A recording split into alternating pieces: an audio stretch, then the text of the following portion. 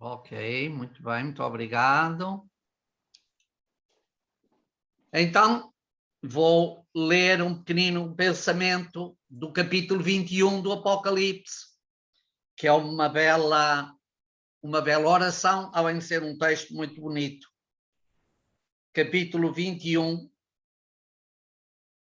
E disse-me ainda: é verdade, eu sou o Alfa e o Ômega, o princípio e o fim. Ao que tiver sede, eu lhe darei a beber gratuitamente da nascente da água viva. O que vencer receberá estas coisas como herança. Eu serei o seu Deus e ele será meu filho. Ora, muito bem, então vamos começar esta nossa aula, que é a última, aproveitando por agradecer a vossa paciência ao longo destes dias.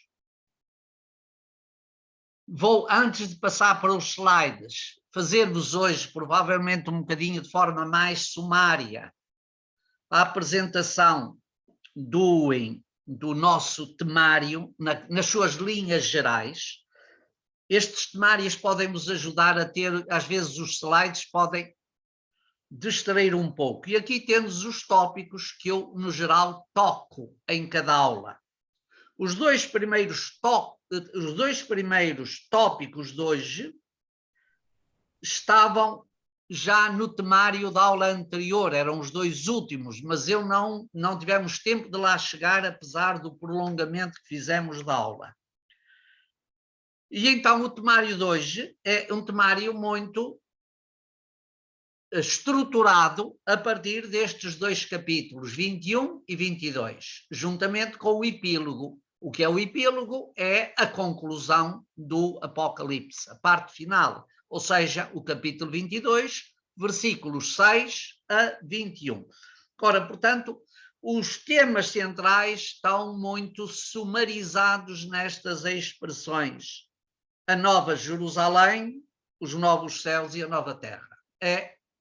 Podíamos assim dizer que nestas três expressões, a Nova Jerusalém, os novos céus e a nova terra, está sumarizada a nossa aula e a temática desta aula de hoje.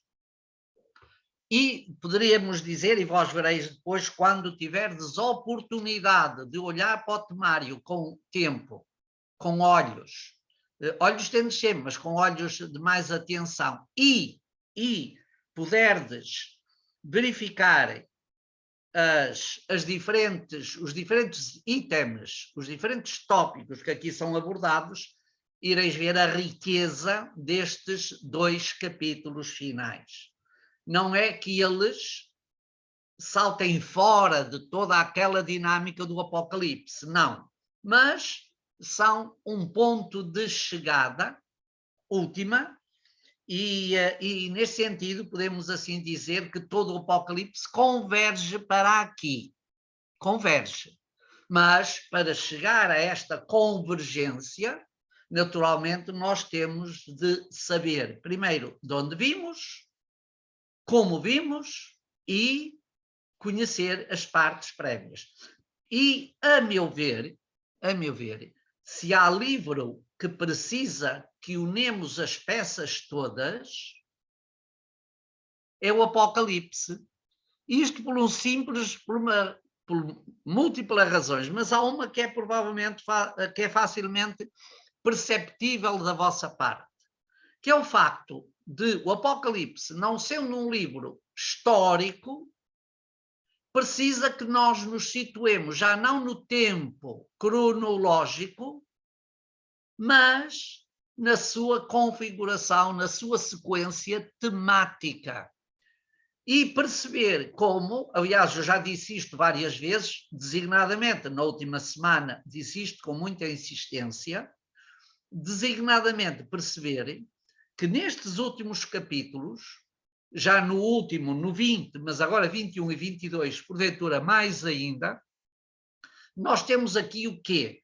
Nós temos aqui eu diria quase um respigar um regressar a muitíssimos tópicos, a muitíssimas alusões, a novas interpretações que foram já colocadas nos capítulos anteriores. Isto é um traço, independentemente, que não vamos entrar agora aqui na discussão da autoria, independentemente deste autor do Apocalipse ser um João do Evangelho ou não, mas isto é um traço muito joanino, que lança um tema e depois vai rebuscando-o, vai retomando-o paulatinamente, enriquecendo a sua leitura, enriquecendo o seu conteúdo.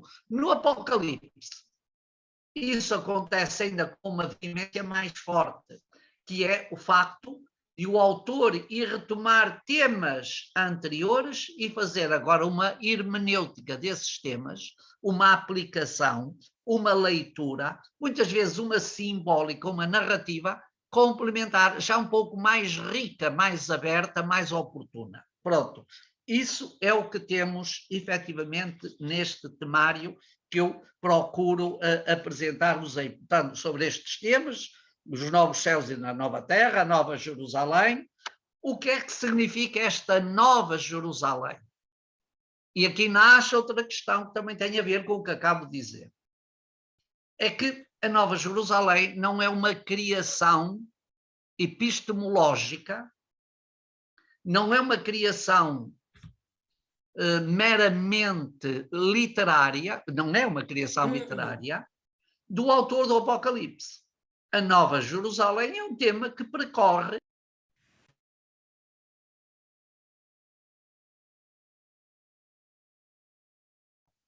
João, desculpe, João desliguei o microfone, fui eu sem querer.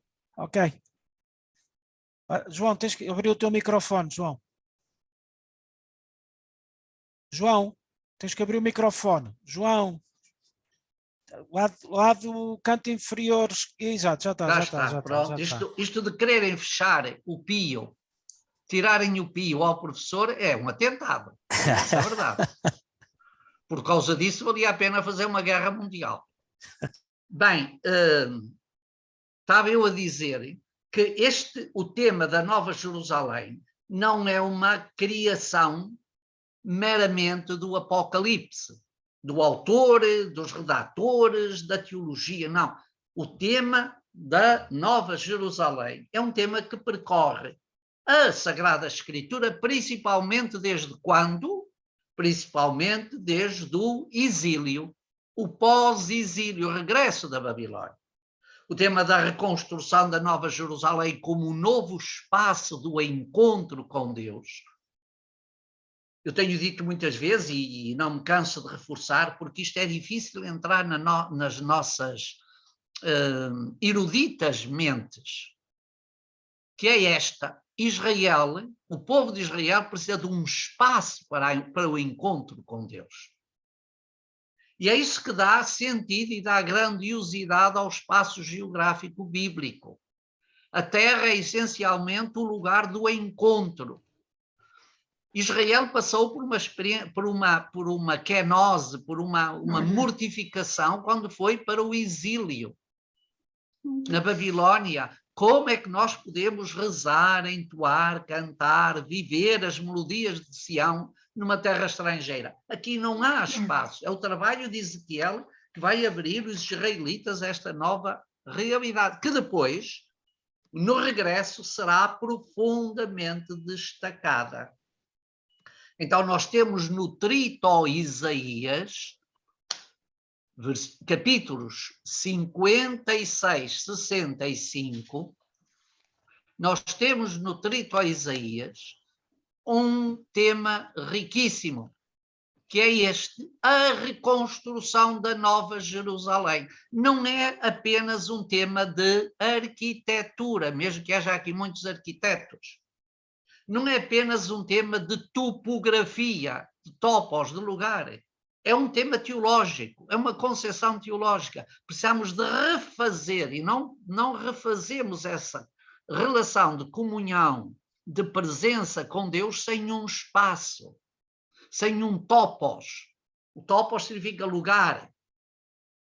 sem um topos. A topografia bíblica, que é o estudo dos lugares bíblicos, da arquitetura geológica dos terrenos, etc., é uma ciência que se estuda quando estudamos Bíblia, mas é, acima de tudo, é um elemento fundamental nesta mentalidade bíblica. O Antigo Testamento precisa de um lugar, portanto, a Nova Sião, a Nova Jerusalém, que depois vai ser retomada por Zacarias, uma perspectiva escatológica, mas é retomada também na apocalíptica extrabíblica, porque os apocalípticos também precisam de ter um espaço para o encontro com Deus. Portanto, esse tema está aqui, também vamos desenvolvê-lo, e depois vamos também, naturalmente, destacar aquilo que há pouco já vos disse, o capítulo 22, versículo 6 ao versículo 21, 6 a 21, que é o epílogo. E principalmente esta expressão a que dedico o último tema do nosso temário, eis que eu venho em breve, o regresso. O que é este breve? Que sentido tem este breve, este regresso em termos de tempo, em termos de escatologia, em termos teológicos? Portanto, temos aqui um conjunto muito rico que temos que hoje nos convida, porque é um termo, como eu vos dizia, é um ponto de chegada, mas é um ponto de chegada que considera também os pontos de partida. Vou então agora ir buscar os meus slides. Vamos lá ver se eu consigo, porque hoje tenho abertos 2 ficheiros de slides e vou ver se consigo ir buscar. Primeiro, creio que tenho de pôr compartilhar tela, não é? Sim, compartilhar a tela cá em baixo. Espera aí, deixa-me estar. Sim, compartilhar. Agora escolhes. E agora vou buscar o cenário dos Não é isso. Exato. Exatamente. Pronto. E Já deste, eu não quero o primeiro, então nem o segundo, nem o terceiro, nem o quarto, nem o quinto. Quero este. Então põe, agora é modo de apresentação. E agora ponho em modo de apresentação. Obrigado pelo apoio. Foi para o princípio. Vai passando, vai passando, vai passando. Passo já rapidamente, que isto é rápido. Pronto, é assim. É melhor. Senão vai voltar a fazer o mesmo. É. Eu já tinha tentado isto há pouco e deu-me isso, não é? Sim. Pronto, então vamos ao Apocalipse 21. Primeiro, para vos dizer que estamos perante um capítulo muito rico. É comum nos livros bíblicos, muitas vezes os livros bíblicos terminam, já não estou a falar muito dos do Novo Testamento, mas no Antigo Testamento os livros bíblicos terminam sem propriamente uma conclusão. Por exemplo, nos livros proféticos não há uma conclusão.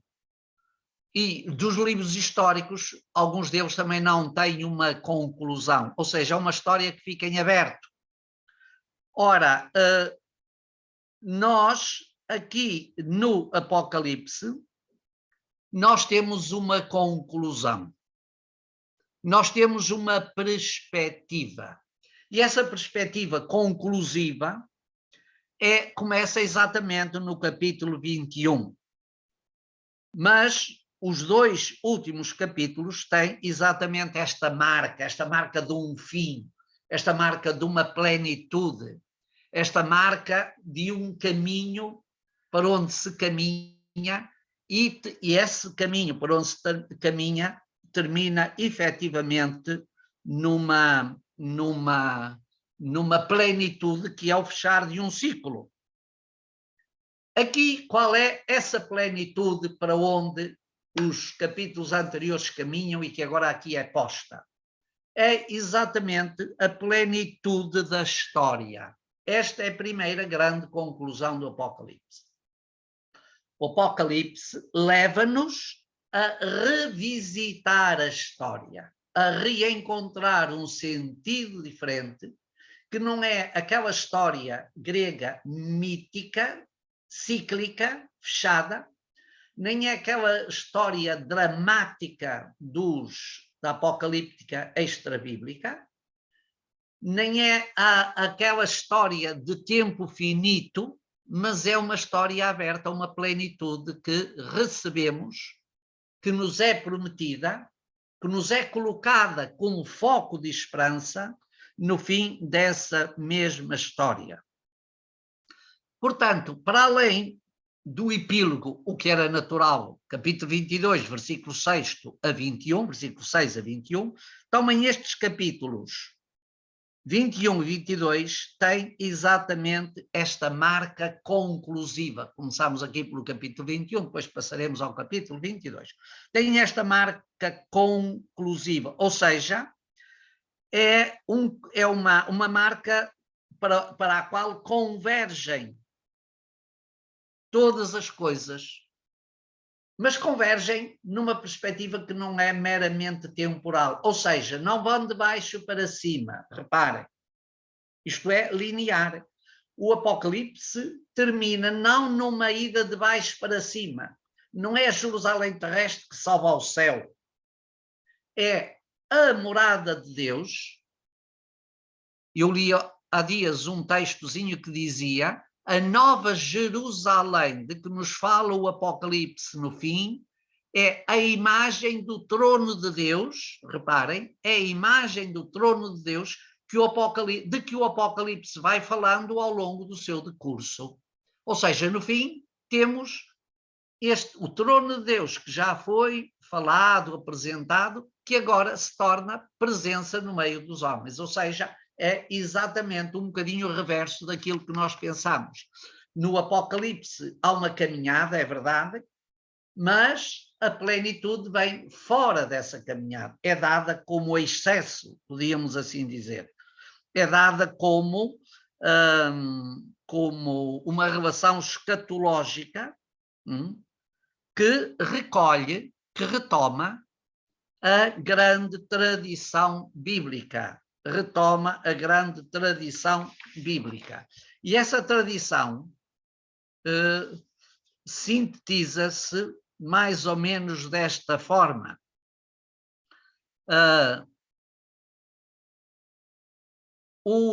Estes dois capítulos não são textos esotéricos. Pode haver na nossa perspectiva de compreensão ou nas interpretações que lemos muitas vezes em alguns autores, pode haver perspectivas erróneas acerca destes dois últimos capítulos, ou seja, em síntese, acerca da conclusão do Apocalipse. Pode haver perspectivas erróneas. E essas perspectivas erróneas podem ser muitas, mas eu sintetizava principalmente em duas, que podem ser familiares. A primeira é de pensar que estes capítulos 21 e 22 são uma espécie de textos esotéricos, estranhos, alheios ao pensamento bíblico. Essa é uma perspectiva que muitas vezes aparece. Isto foi buscado de qualquer sítio, é uma narrativa que passou pela mente dos redatores e não tem nada de bíblico. Esta é uma perspectiva errónea que devemos corrigir. A conclusão do Apocalipse, como já disse atrás, vem de cima para baixo, mas está dentro do clima, das expectativas, dos horizontes do pensamento bíblico e da teologia bíblica. Portanto, esta é a primeira perspectiva. Não são textos esotéricos, isolados, meramente ocasionais, criados numa situação dramática em que as igrejas, as comunidades vivem, mas são algo que vai retomar uma longa tradição bíblica. Esta é, portanto, a primeira tentação, devemos procurar afugentá-la. E é isso afugentar também uma segunda. Pensar que estes capítulos, o mesmo é dizer, esta parte conclusiva do Apocalipse, são uma criação, ou esta parte conclusiva do Apocalipse, é uma criação sem sentido, ou seja, uma figuração, a criação de um cenário virtual que não faz sentido.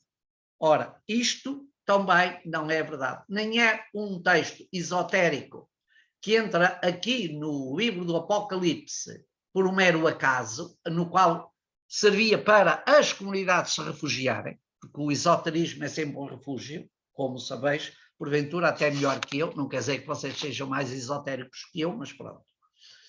E o segundo é que também isto não é uma criação da mente de um autor, de um redator, de uma escola, e as suas figurações também não são criadas, não aparecem aqui meramente por acaso, não são inventadas. Não, estas figurações que são aqui assumidas nestes 2 capítulos têm muito de alma bíblica, estão muito presentes nos textos precedentes e são expressões de natureza teológica que fazem parte da própria tradição bíblica. Eu diria que o que o autor do Apocalipse aqui faz não é criar realidades estranhas. O que estou aqui a dizer com o capítulo 21, podia dizer o capítulo 22. O que o autor do Apocalipse faz não é criar realidades estranhas. O que ele faz, e que eu quero realçar, porque acho que devo realçar, é isto. O que o autor faz é interpretar, reler, fazer hermenêutica de toda uma simbólica, de toda uma ampla literatura, de toda uma ampla tradição bíblica constante no Antigo Testamento, nos profetas, na apocalíptica extrabíblica e até na própria apocalíptica extra e interna à Bíblia, por exemplo, o livro de Daniel, Ezequiel, etc.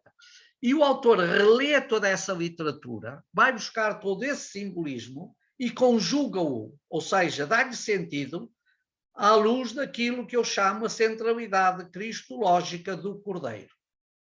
Portanto, é à luz do Cordeiro, podíamos assim dizer, é à luz do Cordeiro imolado que o autor do Apocalipse relê toda esta tradição decorrente de uma tradição literária, simbólica, teológica, espiritual, dando a esse recheio, vamos assim dizer, a todo esse material um sentido novo, um sentido agora de uma plenitude, ou seja, de que a história tem efetivamente um sentido e esse sentido ganha à luz do Cordeiro.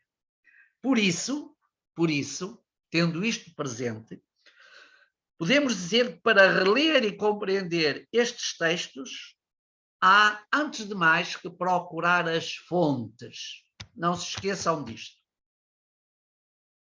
O Apocalipse tem fontes. É preciso procurar, descobrir onde é que essas fontes estão. Como é que os textos, que sentido os textos tinham lá? Esses mesmos textos, que sentido têm aqui e agora, neste contexto? Portanto, esta é uma preocupação. Procurar as fontes, os textos do Antigo Testamento, e eles estão presentes e informam toda a narrativa e toda a mensagem que nós temos aqui. Portanto, ir às fontes, ver como elas são retomadas, relidas, reenquadradas, a partir de uma nova centralidade. Já não é a centralidade veterotestamentária, mas é a centralidade do Cordeiro, que agora dá a essa história uma outra dimensão, uma outra perspectiva, um outro sentido, principalmente um outro sentido. O que é que significa então este capítulo 21? O capítulo 21 traz-nos uma certeza, que já vimos nos capítulos anteriores. As forças do mal foram vencidas. A Babilónia a besta, o falso profeta, Satanás, etc. Tudo aquilo que representava as forças do mal. E se as forças do mal foram vencidas por quem? Pelo Cordeiro, que é o único que tem força e capacidade, poder para abrir os selos da história, para abrir os livros e ler a história. As forças do mal davam à história um sinal trágico, medonho, de sofrimento. O Cordeiro, ao abrir os livros da história, ao revelar os mistérios da história, deixa ficar um sentido de esperança, de luz, de caminhada, de presença de Deus. Ora, tudo isto manifesta, de facto, esta centralidade, este mistério de Cristo, que é importante nós termos presente. Portanto, há aqui um novo cenário. O novo cenário é dado pelo mistério de Cristo, ou seja, pelo Cordeiro que foi imolado. E este novo cenário mostra que toda a história agora não está dominada pelas forças do mal, mas está configurada, assumida no desígnio salvador de Deus. Portanto, temos aqui uma viragem de 180 graus. Ora, que a história esteja dominada por forças do mal, pelo acaso, pelo instinto opressivo dos impérios, das guerras, da destruição, isso é muito daquilo que é a história que nós conhecemos. Que agora a nova história feita na comunhão com Deus está centralizada no mistério de Cristo e recebe desse mistério o seu sentido, é aquilo que nós somos convidados, ou é aquilo que nós somos convidados a assumir, e que o Apocalipse vem nos dar essa certeza, quando no fim vai dizer, esperamos chegar lá, esta palavra é palavra digna de fé. E aquele que a acreditar e a praticar, esse lavará as suas vestes no sangue do Cordeiro, comerá da árvore da vida e entrará na Nova Jerusalém, na nova cidade. São 3 promessas muito bonitas que configuram exatamente esta nova realidade. Portanto, para isso, o autor do Apocalipse recorre então a esta linguagem que é ao mesmo tempo a configuração de uma realidade vivencial, espiritual, falando é exatamente uma nova configuração, que é a realidade do novo céu e da nova terra. E como vos disse, é o tema do novo céu e da nova terra é um tema que está presente em toda a literatura bíblica e judaica, não é só dentro da Escritura, também na literatura fora da Bíblia, que não entrou nos cânones, excetuando, também já tinha dito isso nas origens do nosso curso, excetuando a literatura rabínica, que ignoram este tema para não dar origem, para não levar os crentes à confusão e não criar esoterismos distorcentes, ou seja, desviantes, excetuando essa literatura que não aborda estas questões. Toda a demais literatura judaica aborda sempre o tema do novo céu e de uma nova terra, é a esperança dinamizadora da espiritualidade bíblica, é a esperança motivadora dos crentes. E, portanto, nós temos este tema, o novo céu e a nova terra, é essencialmente um tema messiânico. Eu digo messiânico e não digo messianista. Messianista poderia dar uma espécie, uma perspectiva um bocado negativa, mas messiânico, ou seja, é um tema que cria nos crentes esta dinâmica de comunhão com Deus. Não vai acontecer através de um cataclismo, como os messianistas da literatura apócrifa esperavam, não vai acontecer através de uma guerra violenta, não vai acontecer através de um combate contra, mas vai acontecer ou acontece através de uma incorporação naquilo que é verdadeiramente a Nova Jerusalém. E então temos a presença deste tema, por exemplo, na profecia do Antigo Testamento. Está muito presente na profecia do Antigo Testamento este tema da nova terra e dos novos céus. Por exemplo, Isaías fala exatamente muito desta nova esperança, destes novos céus.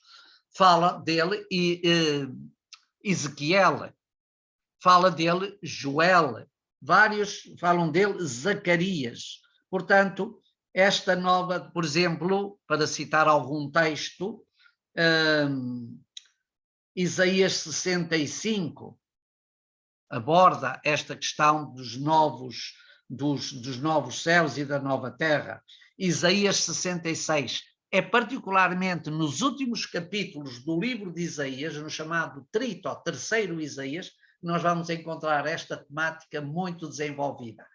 Esta palavra, estes oráculos proféticos do terceiro Isaías são muito contemporâneos da reconstrução de Jerusalém.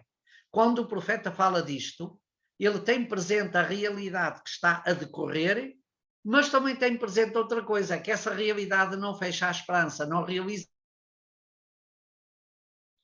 na sua expectativa, na sua espiritualidade messiânica. A espiritualidade messiânica vai para além daquilo que acontece no espaço histórico. Ora, Isaías trata muito deste, o próprio Daniel também fala desta temática. Ainda o livro de Ezequiel, designadamente o capítulo 47. Também são textos onde esta temática do novo céu e de uma nova terra como representativos daquilo que é esta nova relação de comunhão com Deus estão presentes. Depois temos também isto presente na apocalíptica judaica. E quase todos os apocalipses judaicos falam deste mundo futuro. O olam, o tempo a vir, o futuro que há de chegar, a expectativa, o mundo futuro, o olam abá, e há o olam azé. Azé é este mundo destroçado, este é o olam abá, aquele mundo, aquela eternidade, que a palavra olam nem significa bem mundo, significa mais eternidade, mas é exatamente a eternidade que acontece e se torna realidade para o crente.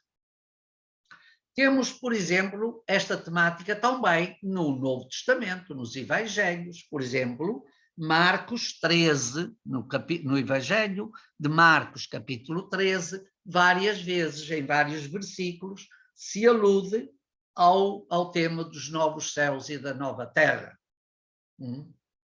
E também na teologia paulina, São Paulo é um dos autores do Novo Testamento que mais destaque dá a esta perspectiva de um novo céu e de uma nova terra. São imensos os textos, são vários os textos em que São Paulo retoma esta perspectiva. Por exemplo, Romanos, reparem, Romanos capítulo 8, versículo 18 a 30. Portanto, um texto largo. Depois, na segunda aos Coríntios, capítulo 5. E ainda a segunda carta de Pedro, só para referir algumas. Segunda carta de Pedro, capítulo 3. São textos que, dentro da teologia do Novo Testamento, uns da teologia paulina, Pedro não é paulino, mas está aqui um bocadinho nesta esfera, na teologia das cartas, nos falam exatamente desta temática como a grande expectativa dos crentes da fé do Antigo Testamento. E avançamos, e então agora temos a apresentação, depois de falarmos daquilo que eram as coordenadas globais destes novos céus e desta nova terra, vamos ver a apresentação do que são os novos céus e a nova terra na configuração do Apocalipse. Ora, nós temos esta apresentação no capítulo 21, versículos 1 e 2, que eu vou ler, diz assim: trata-se, antes de ler, trata-se da sétima visão. Nós falámos há dias, já não na última aula, mas na aula anterior e na última aula voltámos lá, que a parte final do Apocalipse acaba com um septenário de visões.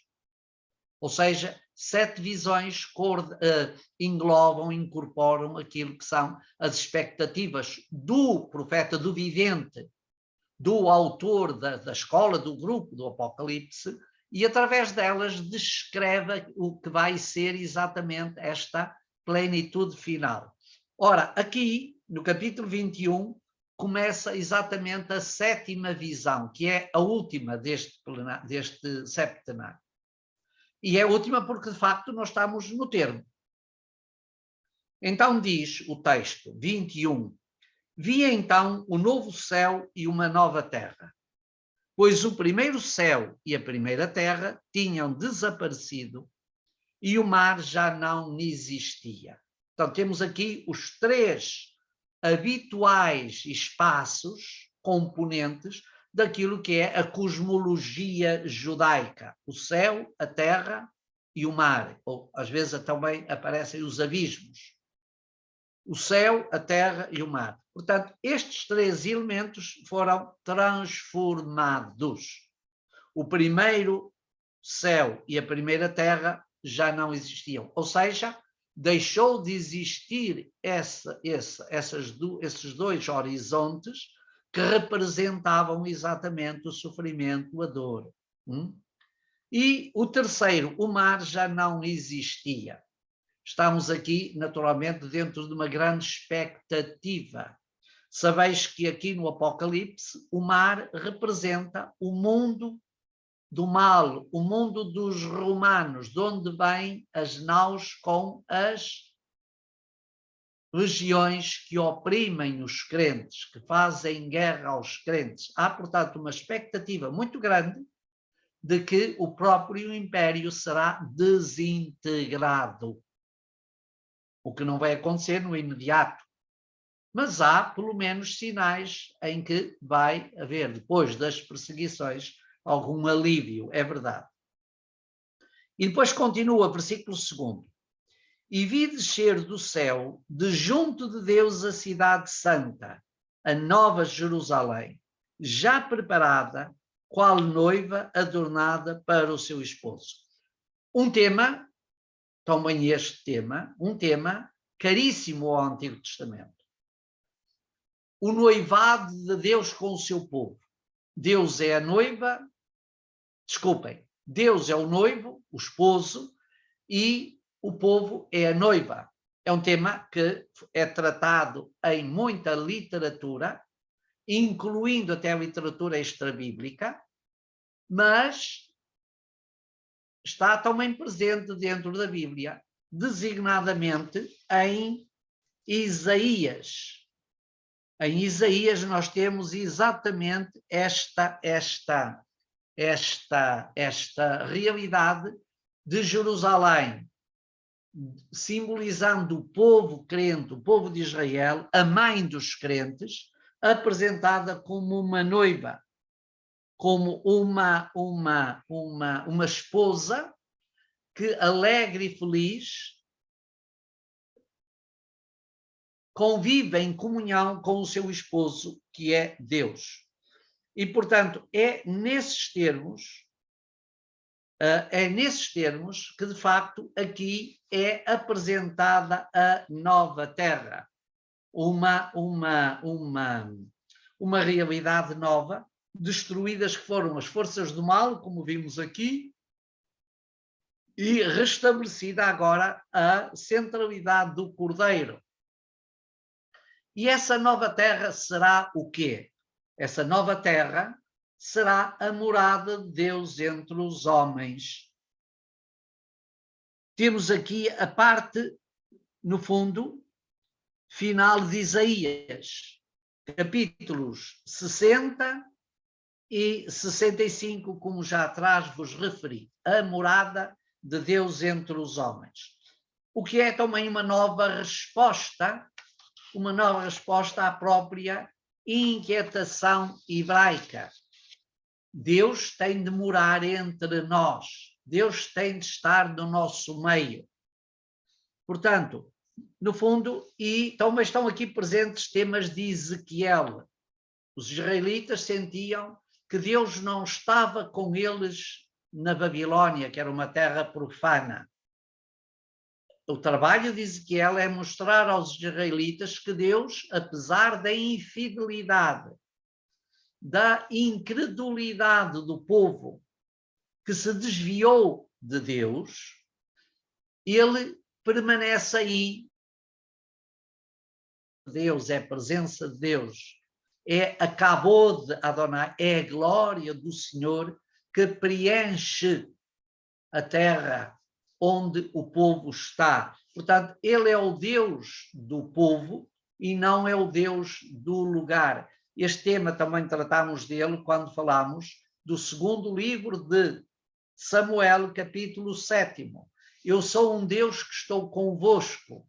Não sou um Deus que me deixa aprisionar, que fique preso e isolado num templo. Eu não sou um Deus de isolamento, como nós somos por causa do Covid, não é? Não, eu sou um Deus que estou convosco. E já fiz essa experiência, eu caminhava convosco ao longo dos caminhos do êxodo, do deserto. Eu ia à vossa frente e atrás. Eu caminhava na nuvem, a minha voz fazia-se presente, a minha glória iluminava o vosso caminho. Ora, é exatamente esta temática que depois Ezequiel vai retomar para descrever exatamente a experiência histórica, dolorosa é certo, mas é uma experiência que, sendo histórica e dolorosa, vai germinar uma esperança nova com o resto fiel. Portanto, Ezequiel faz exatamente esta dimensão importante que depois nós temos aqui no Apocalipse, que é, no fundo, o povo redimido e reunido à volta do Cordeiro. Isso é dito em 3:12. Capítulo 3, versículo 12, fala-se exatamente disto, desta união com o Cordeiro, em que ele está no meio de nós e nós somos a sua morada. Somos nós que somos nós que damos a morada de Deus. Não é tanto o espaço físico, é essencialmente a comunhão. Portanto, é a morada de Deus, esta nova terra. Ele enxugará todas as lágrimas, é também um tema muito rico do Antigo Testamento. Deus é aquele que enxuga as lágrimas de todos os sofredores, de todos os marginalizados, das crianças, das viúvas, daqueles que foram fragilizados na vida. Ele enxugará todas as lágrimas. E as lágrimas enxugadas por Deus tem certamente um outro sentido. E outra expressão também muito rica é esta: eu sou o alfa e o ômega, o princípio e o fim. Ou seja, tudo nestes novos céus e na nova terra estão dentro daquilo que podíamos chamar os parâmetros de Deus, que é o princípio e é o fim. É o alfa, que está na base, e é o ômega, que está na plenitude. É o alfa de onde se parte, tudo bem de Deus, e nargué, o princípio, como diz São João, e tudo caminha para a plenitude, que é o ômega.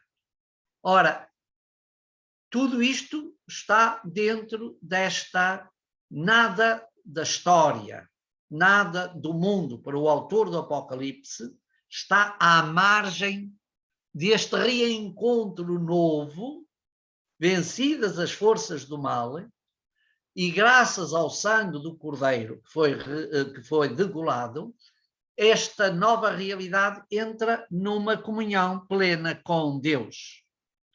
E ainda dentro desta apresentação dos novos céus e da nova terra, O versículo 7º tem uma expressão que, aliás, eu acabei de ler, muito bonita. Quando diz, o que vencer receberá estas coisas em herança. Eu serei o seu Deus e ele será meu filho. Ou seja, toda esta caminhada converge exatamente para esta relação de filiação. Capítulo 21, 7. A plenitude é como diz São João, aqueles que nele acreditaram, capítulo 1, versículo 12, aqueles que nele acreditaram, deu-lhes o poder de se tornarem filhos de Deus. Ou então podemos ir aqui também buscar uma alusão um bocadinho, porventura, mais distante, mas também dentro deste cenário, que é aquela que decorre do diálogo entre Jesus e Nicodemos. Deus enviou o seu Filho ao mundo para o salvar. E ele salva-se na filiação. O homem salva-se na filiação com Deus. Já não é inimigo, já não é estranho, já não é servo, como depois também vai dizer na última ceia. Não vos chamo servos, embora nós continuemos, insistamos nesta linguagem muito da nossa liturgia, a palavra do Evangelho de São João é muito clara.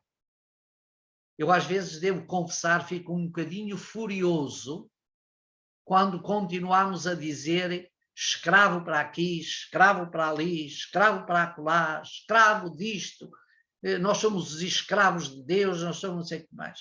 Nós somos os amigos, e o amigo é aquele que tem a filia, que tem a amizade, que tem a comunhão, e portanto é aquele que tem a plenitude da filiação. Portanto, não se esqueçam disto, porque eu acho que nós precisamos de adequar algumas componentes da nossa linguagem, porque elas já saíram, aquelas que usamos estão fora deste mundo. A relação da nossa fé não cria uma relação de escravatura, cria uma relação de comunhão, de filiação, cria uma relação de amor. E é para isso que nos abrimos, mesmo que o homem do Antigo Testamento o afirme muitas vezes, o diga, isso não quer dizer que isso era o resultado de uma cultura. Jesus também diz, mesmo que façais tudo o que tendes de fazer, sois ainda servos inúteis, mas é para dizer que é na nossa relação de serviço, mas não é a nossa condição vivencial. A condição vivencial de batizados e de crentes, redimidos em Cristo, é de filhos, ou se quisermos, como São João, de amigos. É a filia e a ágape, o amor, que dão as marcas, o distintivo da nossa relação com Deus. E aqui está também uma vez mais afirmado, aquele que, volto a ler, aquele que vencer receberá estas coisas como herança. Estas coisas são aquilo que já atrás dissemos, e eu serei o seu Deus e ele será meu filho. Não se está a referir a Jesus, está-se a referir àquele que acredita, aquele que põe em prática a sua mensagem. Já não serão filhos os cobardes, os infiéis, na continuação, versículo 8. Já não serão filhos os cobardes, os infiéis, os depravados, os assassinos, os impúdicos, os feiticeiros, os idólatras e todos os mentirosos terão como herança o lago ardente de fogo e enxofre, o qual é a segunda morte. Portanto, há aqui efetivamente uma distinção, vendo que estas designações têm tudo muito a ver com a idolatria. E a idolatria é o grande combate do Apocalipse. Babilónia era a grande prostituta porque era a mãe de todos os idólatras. Portanto, ora, eu serei o seu Deus e ele meu filho. Reparai que temos aqui um eco também muito bonito, de Isaías 7. Para poder chegar àquilo que é a consciencializar a China de que, de facto, Bela explicação. Reparai que temos aqui, eu serei o seu Deus e ele meu filho, temos aqui um eco muito bonito de Isaías 7, ou seja, do oráculo do Imanuel. O oráculo do Imanuel era Deus conosco. Eu serei o seu Deus e ele o meu filho, ou seja, Deus será conosco, será com aquele que pratica. Naturalmente, depois a tradição bíblica identificou o Imanuel com filho de Ezequias e provavelmente, e numa tradição messiânica com o filho, o Messias. Mas este é um oráculo que, podemos assim dizer, nos fala essencialmente da presença de Deus no meio do seu povo. E portanto, também esta realidade é importante. E é neste contexto que podemos dizer que aqui os novos céus e a nova terra é, no fundo, a proclamação definitiva da centralidade da história em Cristo. Ou seja, a história tem o seu centro em Cristo e em Cristo todos ganhamos, todos estamos já a viver um novo céu, ou num novo céu e numa nova terra. Não que esse novo céu e essa nova terra não tenham todos os elementos temporais que fazem parte da nossa contingência e da nossa identidade, mas porque não nos fecham numa caverna sem destino, nem permitem que esta nossa experiência vivencial não tenha um sentido de plenitude. E, portanto, isto é muito, muito interessante e creio que podemos assim dizer que estamos aqui neste conjunto de afirmações que eu aqui faço, destaques que eu aqui dou, estamos aqui, no fundo, na plenitude do mistério da encarnação. O mistério da encarnação, no fundo, é isto. Ele é a nossa morada, encarnou, como diz São João, estabeleceu a sua tenda, ele estabeleceu a sua tenda entre nós, ele enxuga as lágrimas na comunhão conosco, ele dá sentido, princípio e fim, partilhamos da sua filiação e temos a nossa vida centralizada no mistério de Cristo, que a tudo dá sentido. Ora, estes eram os dois temas que nos ficaram da última aula. Vou agora passar, ver se consigo, tenho de sair daqui. Fui eu que interrompi. Ainda bem. Pronto, que eu agora vou buscar o outro cenário dos slides. Pronto, aula 24. Cá temos. Vamos então agora avançar um pouco mais, tendo em conta a riqueza destes textos. Algumas destas coisas que vamos fazendo já... olá, esqueci-me de pôr o modus apresentaciones. Não, mas tens que partilhar, não está partilhado, João. Aí não está? Não. Ora, e agora como é que eu lá vou regressar de novo? Minimizas isso, minimizas e depois vens cá abaixo ao botão. Exatamente, e voltas a abrir. Pronto. Ok. Então tenho de ir agora apresentação. pôr a apresentation. Modos apresentações. Está? Acho que sim. Vamos então agora aqui. Não. Não, ainda não está. Não está. Agora está, agora já está. Já está? Já. Pronto. Então, já vimos ali como é que é descrito. Falamos agora um bocadinho do sentido desta Nova Jerusalém. Portanto, já vos disse que este tema da Nova Jerusalém é comum ao Antigo Testamento, designadamente ao pós-exílio, com grande destaque em Isaías, nos últimos textos, em Ezequiel. Até o próprio texto de Tobias também nos fala desta Nova Jerusalém. E no fundo, esta Nova Jerusalém é Jerusalém do reino messiânico, ou seja, diríamos que é uma capital de um reino, que é o reino futuro da comunhão com Deus. É um misto de encarnacionismo. Porquê? Porque vai buscar as figurações. Encarnacionismo em que sentido? Não é sentido de carne, mas no sentido de temporalidade.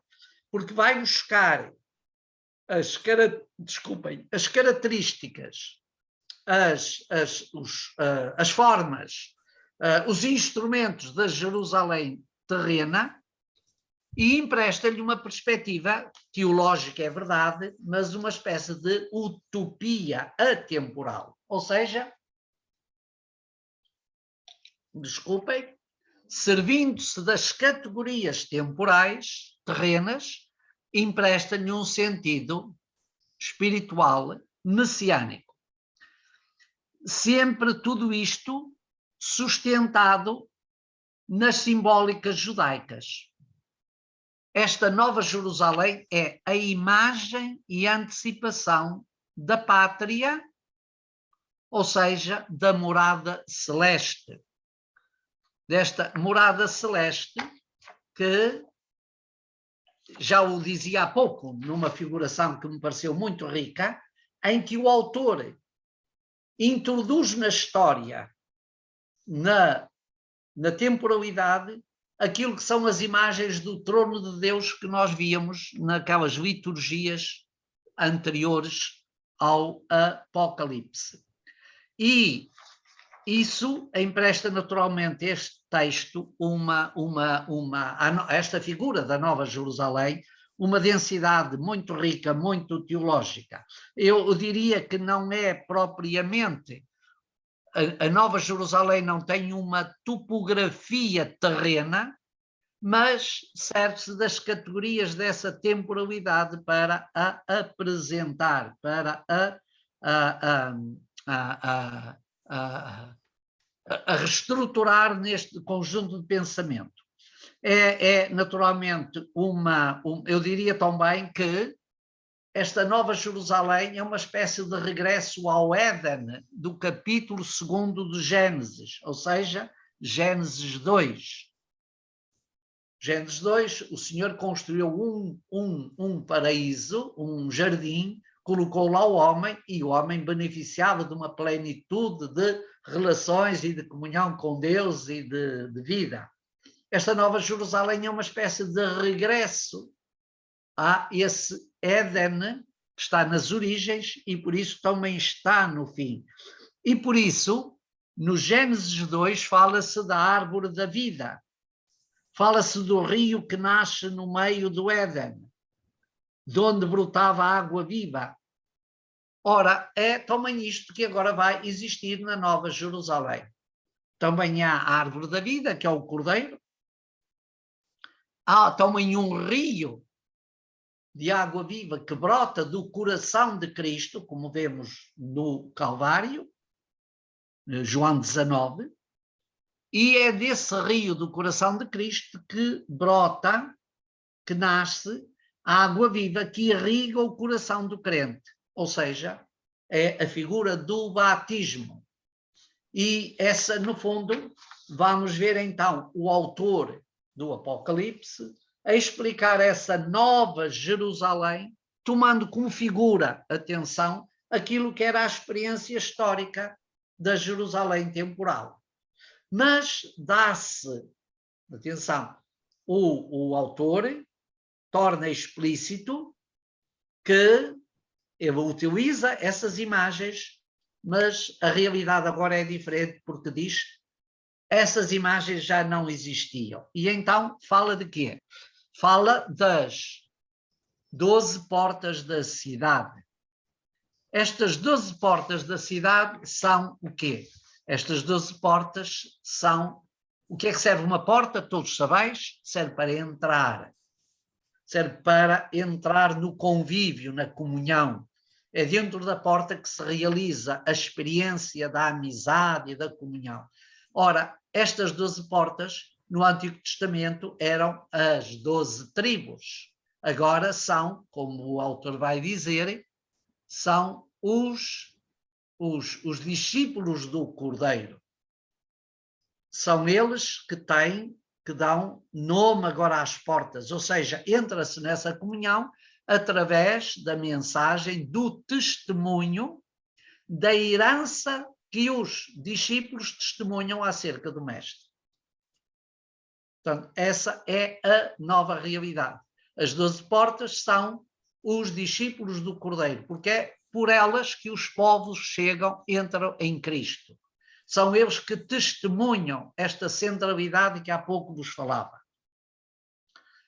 Portanto, das 12 tribos passamos para os fundamentos, os alicerces do povo de Deus, que são naturalmente as novas pedras angulares para reconstruir esta cidade.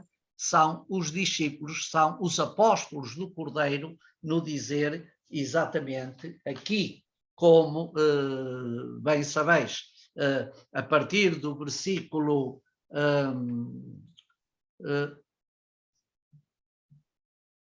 a partir do versículo 9, capítulo 21, versículo 9, diz: depois, um dos 7 anjos, que tem as 7 taças cheias dos 7 últimos flagelos, aproximou-se, dirigiu-se a mim e disse-me: vem cá, vou mostrar-te a noiva.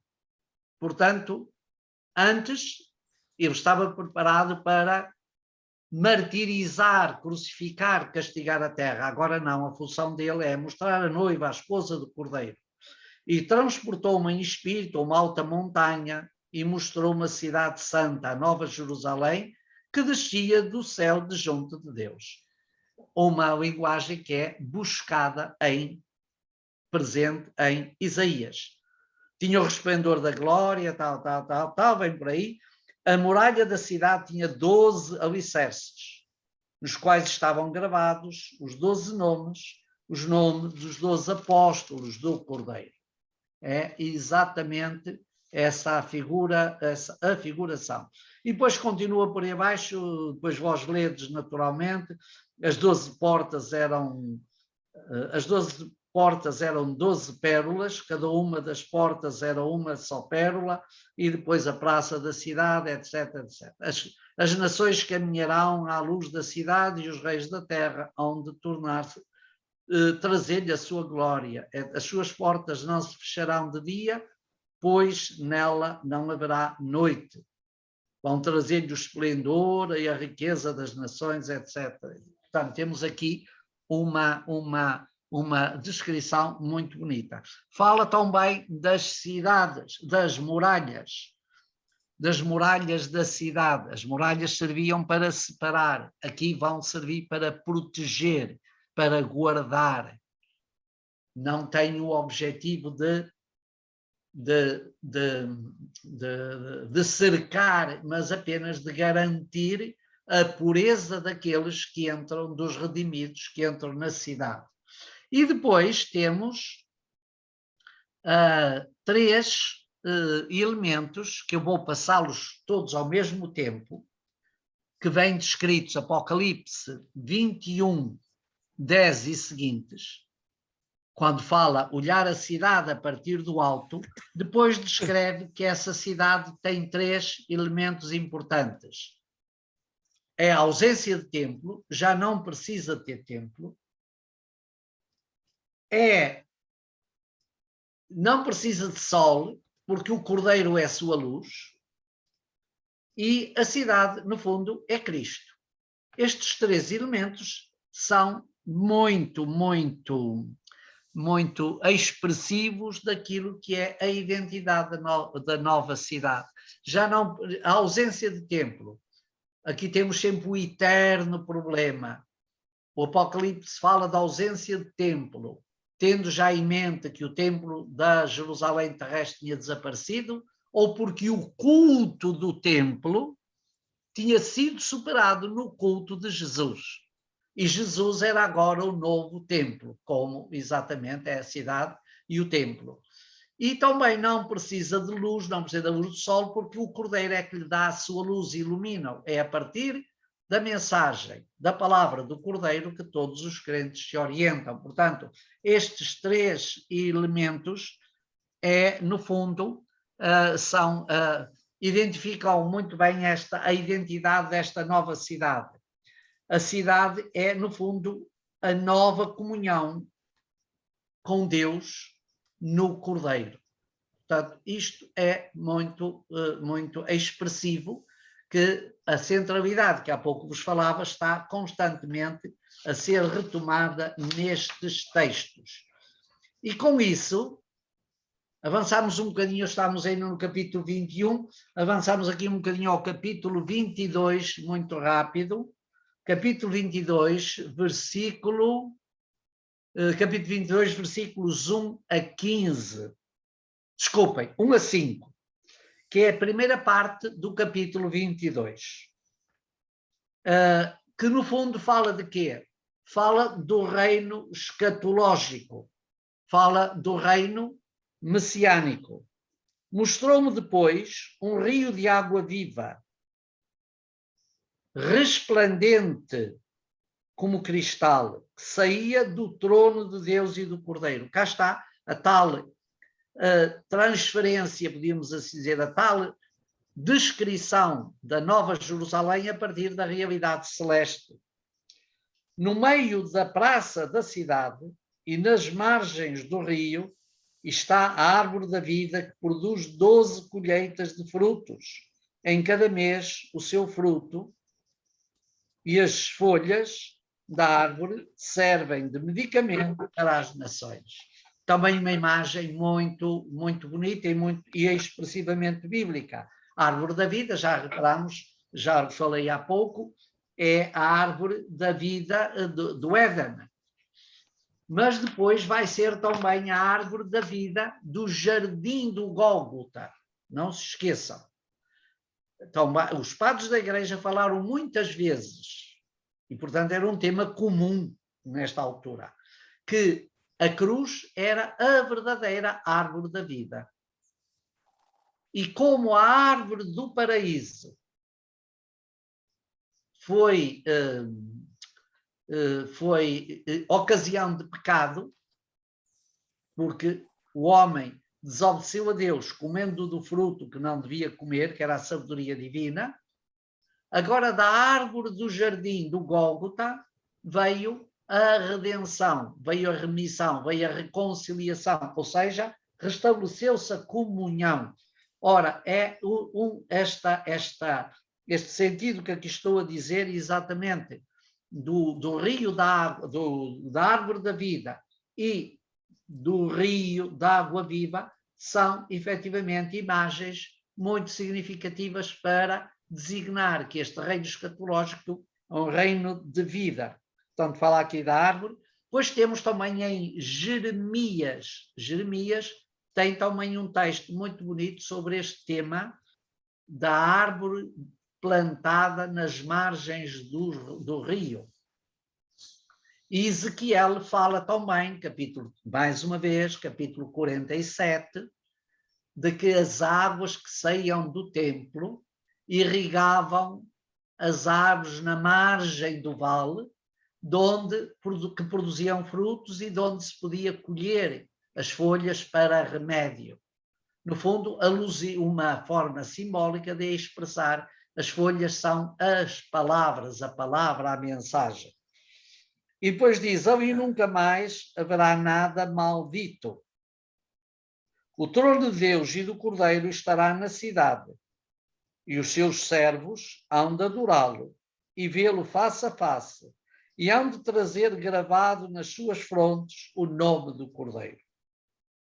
Não mais haverá noite, nem terão necessidade de luz da lâmpada, nem da luz do sol, porque o Senhor Deus irradiará sobre eles a sua luz e serão reis pelos séculos dos séculos. Portanto, temos aqui toda uma narrativa muito rica e esta questão do rio da água viva, temos-la, como já vos falei, no rio do Éden, capítulo 2, versículo 10º.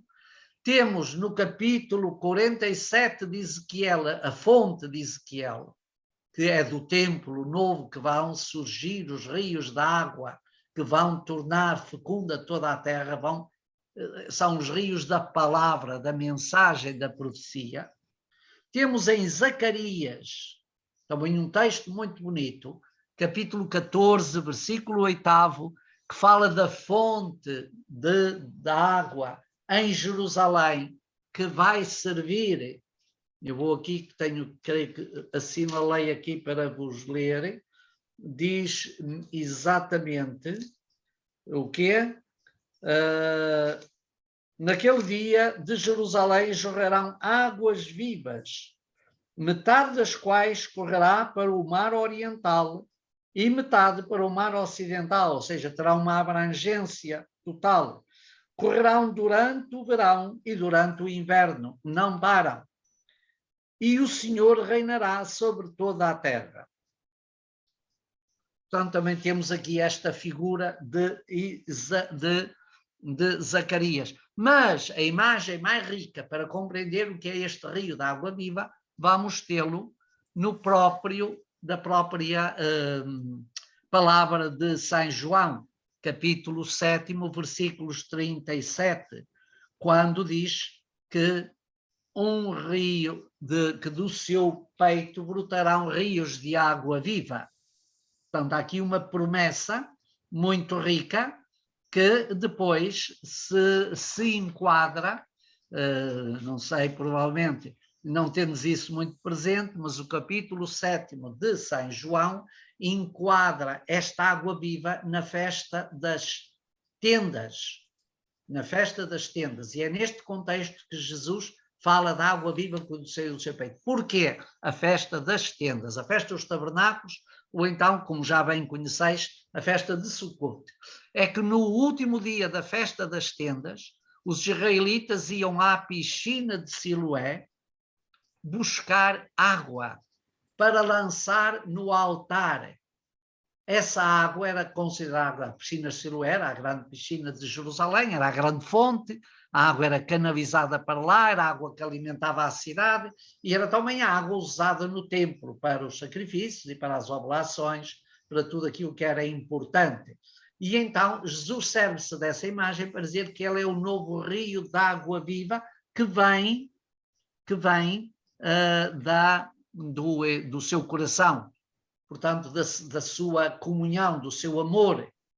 E, portanto, essa é certamente a imagem que está mais presente aqui neste texto do Apocalipse. Portanto, integrada na festa das tendas, na festa das festas de Sucote, a água era uma libação, era uma oferta a Deus para pedir o dom das chuvas, porque, terminadas as colheitas, era preciso obter a nova bênção, a nova berecá, novas chuvas, para que as terras pudessem ser a expressão da amizade e da comunhão, do amor que Deus dispensava ao seu povo. E Jesus apresenta-se como aquele que tem verdadeiramente esta água e que a dá aos crentes, já não a dá para os campos, nem para mas dá para os crentes, para que eles sejam a verdadeira terra onde a palavra, a semente de Deus, pode germinar. E também, aqui dentro deste contexto, lembrarmos no capítulo 9, na cura do cego de nascença, Jesus mandou o cego ir lavar-se à piscina de Siloé. O cego que, portanto, foi curado e diz, vai-te lavar à piscina de Siloé. E nada disto também é ao acaso. Porquê? Porque a palavra Siloé significa enviado. Vai-te lavar à piscina, ou seja, ao enviado por Deus. Lava-te no Cordeiro. Lava-te em Cristo, na sua palavra, na sua mensagem, no seu amor. Também isto é muito significativo e está aqui tudo assumido neste texto, nestas figurações.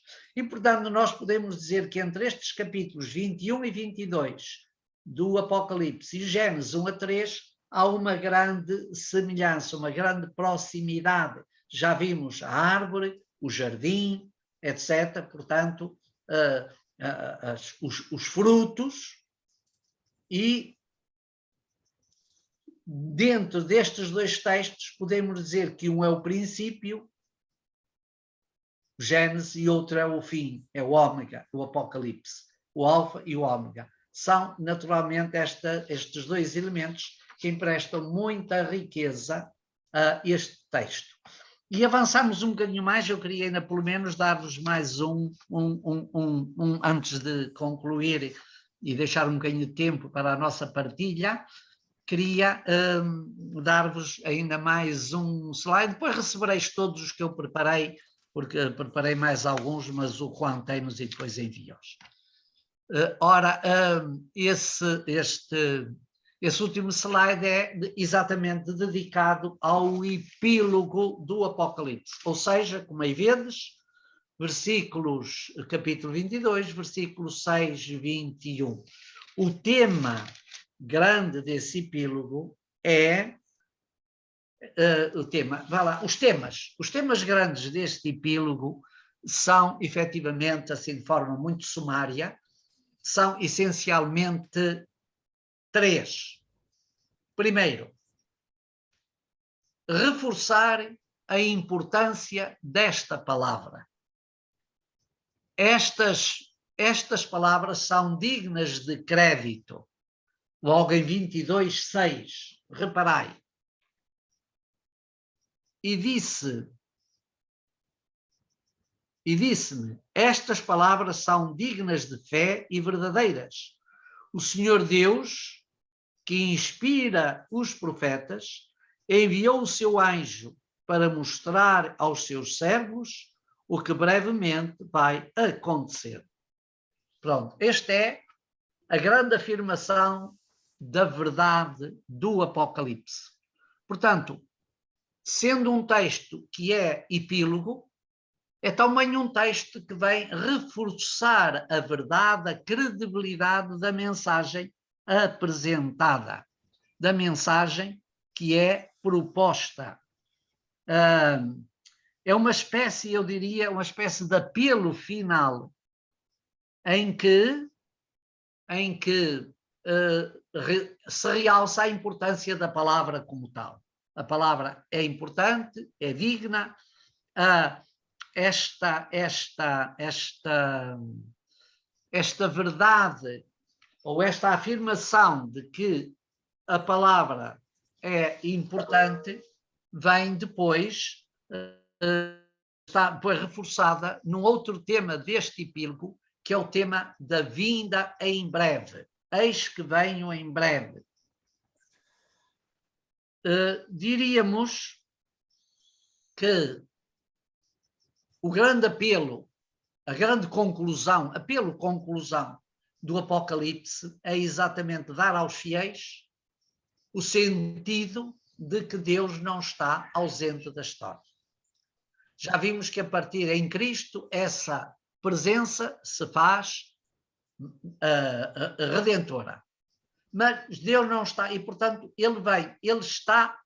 Lembra-se como é que começa no capítulo 3, uma das cartas que diz: eis que eu estou à porta e bato, e se alguém abrir, eu entrarei. Ora, a conclusão do Apocalipse é um bocadinho assim.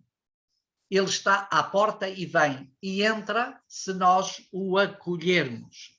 E por isso, esta dimensão da palavra fiel, digna, que o Apocalipse realça, também quer mostrar exatamente este sentido da esperança que acontece. Portanto, palavra digna de fé, ele virá em breve, está presente, e o reforço da esperança para se manter a fidelidade até ao fim. O Apocalipse, logo no início, em 1:3, reparem bem, logo em 1:3, anuncia uma bem-aventurança, uma felicidade, quando diz: feliz aquele que lê e os que escutam a mensagem desta profecia e põem-na em prática, ou põem em prática o que nela está escrito, porque o tempo está próximo. Estás a ver? Aqui, 1:3 antecipa e anuncia aquilo que é, no fundo, a dinâmica conclusiva do próprio Apocalipse. Ou seja, o Apocalipse é profecia, é palavra de Deus, a palavra é digna de crédito, como tal deve ser aceita e vivida. Depois, felizes os que lavam as suas túnicas, capítulo 22, versículo 14. E ainda para terem direito à árvore da vida, capítulo 22, versículo também 14. E para entrar nas portas da cidade. Este versículo 14 traz, no fundo, aquilo que é, de facto, os 3 grandes parâmetros da vivência do crente que acredita nas palavras, dá crédito às palavras do Apocalipse. Vive nesta bem-aventurança, é feliz porque lavou as suas túnicas no sangue do Cordeiro, vimos isso naquela liturgia que falámos logo nas primeiras aulas, tem direito a participar da árvore da vida. Aqui já não está a falar da árvore da vida do Éden, mas está a falar da árvore da vida da cruz, do Calvário, da redenção. E aquele que entra nas portas da cidade, já não é da cidade temporal, da velha Jerusalém, mas é da nova, ou seja, aquele que recebe o testemunho o testemunho dos apóstolos, que são, ou dos 12, que entra pelas 12 portas, que são os apóstolos do Cordeiro. E vem então depois o grande eco final. O Espírito e a esposa dizem: vem. A vinda, o vir, é um tema que também aqui está constantemente a ser, neste epílogo, a ser reforçado. Reparai logo no versículo 14. Eis que eu venho em breve. Capítulo 22, versículo 7. Eis que eu venho em breve. Depois temos no versículo 12, portanto, o tema da brevidade do tempo. Eis que eu venho em breve e trarei a recompensa para retribuir a cada um conforme as suas obras. Outra forma de vincar esta brevidade e esta presença. Depois temos no versículo 17, sempre no capítulo 22. Versículo 17 diz: o Espírito e a esposa dizem: vem. Diga também aquele que escuta, ou seja, cada um de nós: vem. E ainda no versículo 20. O que é testemunha destas coisas diz: sim, virei brevemente. Amém. Vem, Senhor Jesus. Portanto, o tema é exatamente desta esperança forte no vir. E ainda outro tema também de grande incidência apocalíptica e bíblica: o que tem sede, beba da água da vida, como já vimos anteriormente no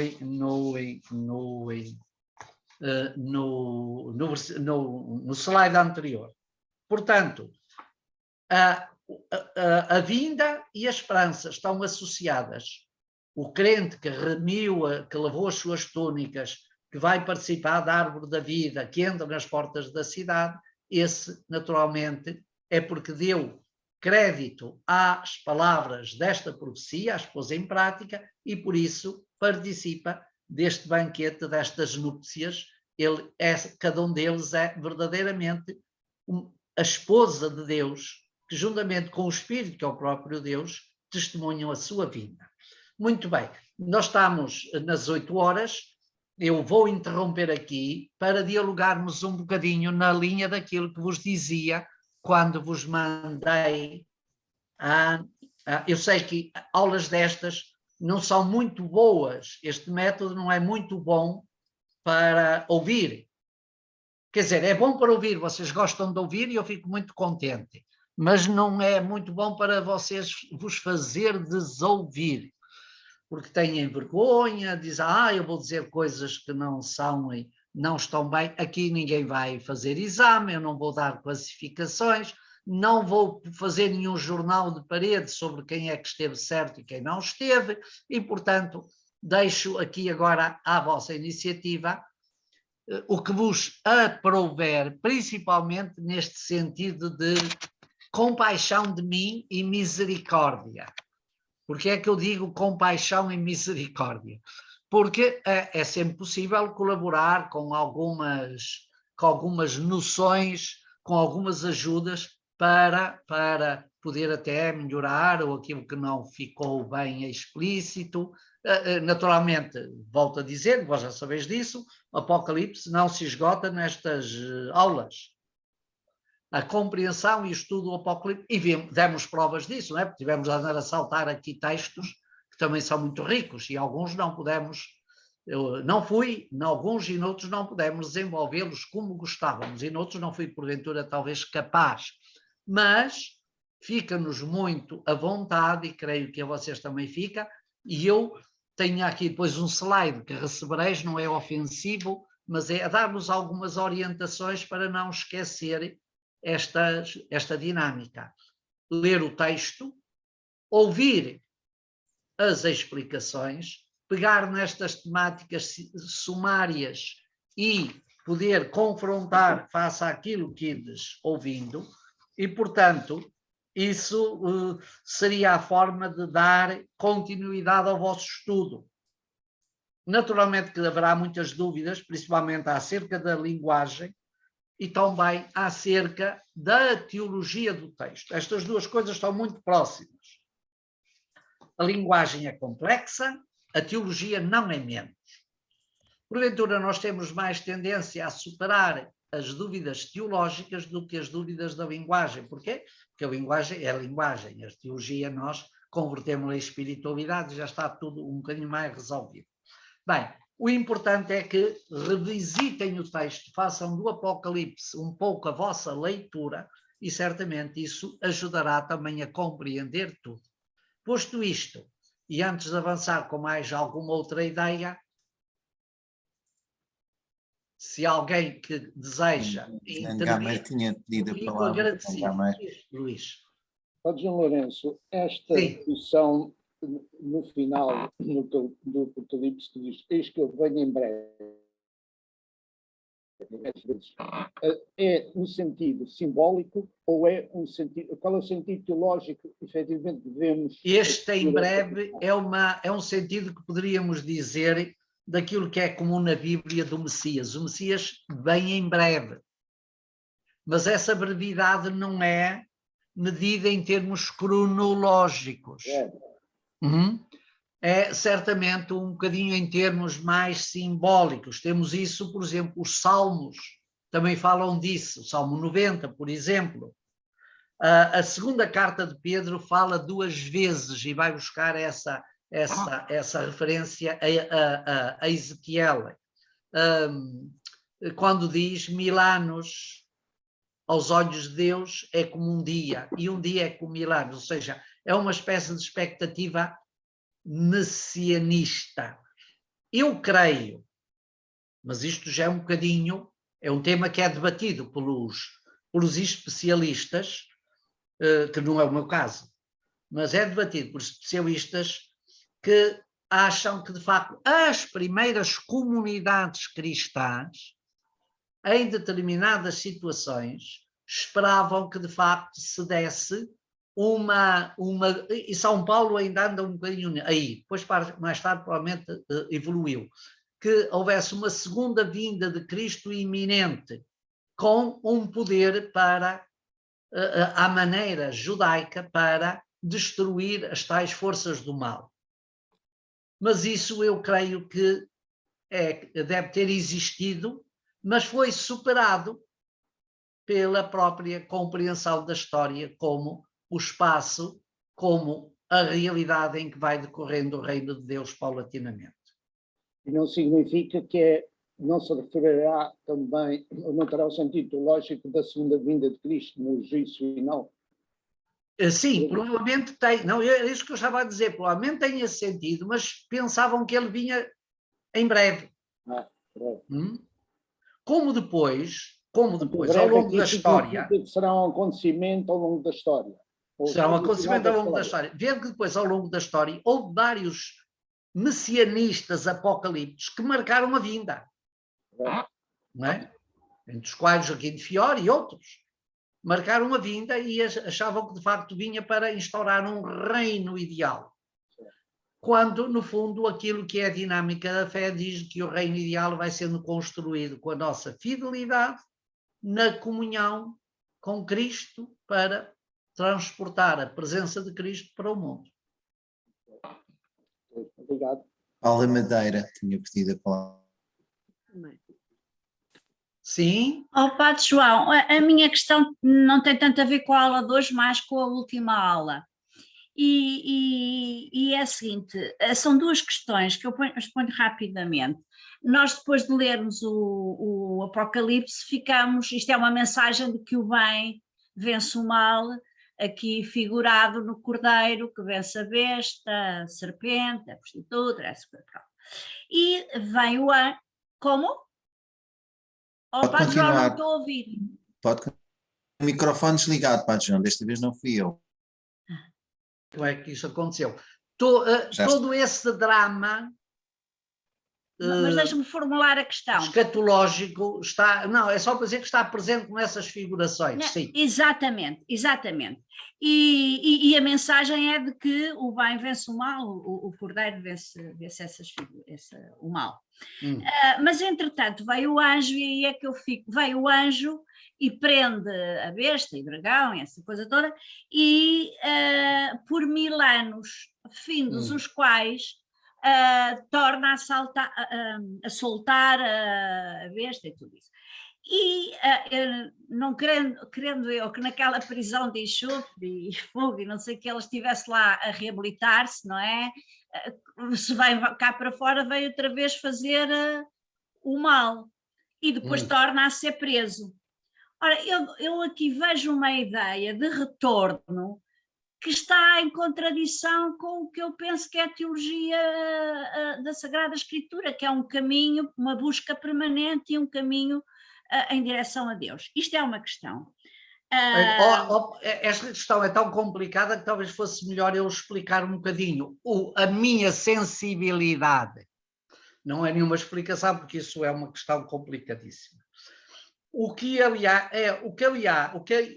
há nesse texto é um recurso a uma tradição milenarista,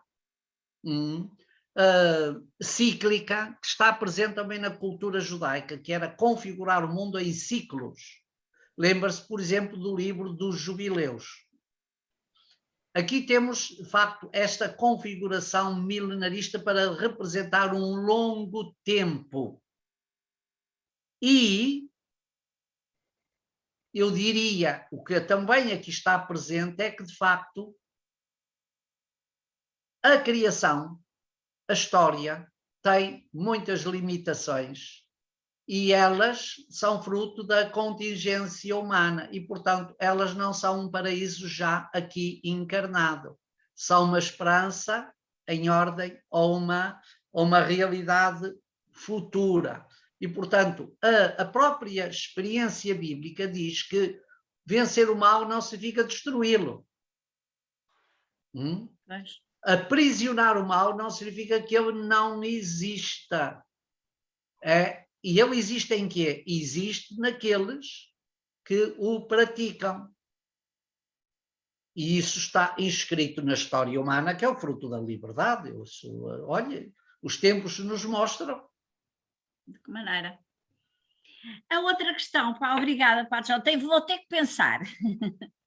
A outra questão é a seguinte: realmente o Apocalipse é um livro que, ao fim e ao cabo, depois de tanta desgraça, nos traz a esperança, não é assim? É um livro de esperança. Sim. Era um livro que foi escrito, os escritos Apocalipse, em situações muito difíceis, socialmente e politicamente, tudo isso muito difícil, mas tanto eram para os cristãos como para os judeus, naturalmente.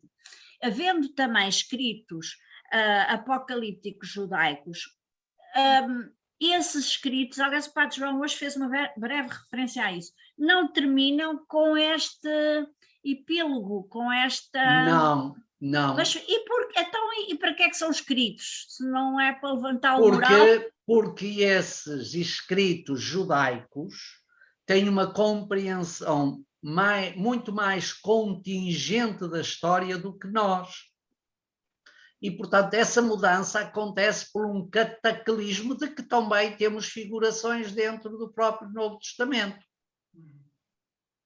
Ou seja, não é por uma dimensão espiritual como esta da redenção pelo Cordeiro, mas é pela intervenção violenta ou forçosa de Deus através do seu Messias ou do seu enviado, que vem para restabelecer a ordem, causando outra desordem. Ou seja, dito em palavras muito simples, na apocalíptica judaica não se espera uma atitude, não se espera um fim pacífico. Espera-se um fim pacificado. E no Novo Testamento nós teremos um fim, é-nos apresentado um fim pacífico de harmonia. No Antigo Testamento e na apocalíptica judaica é um fim pacificado, ou seja, é imposto.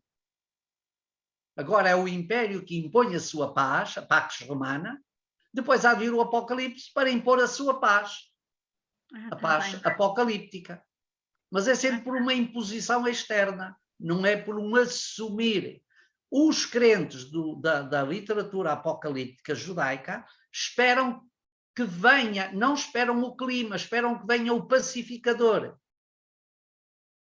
E nós, no Apocalipse, é-nos mostrado que Jesus é, de facto, o Cordeiro, que não é pacificador, mas que se entregou em paz para que todos se encontrem nele a sua paz. Obrigada, Padre João. Pedro Martins da Silva. Tem que ligar o microfone. Ligar. Eu fiquei com a ideia, e pareceu-me extremamente interessante, de que aquilo que estava interessado era que nós fizéssemos também uma pequenina apreciação global.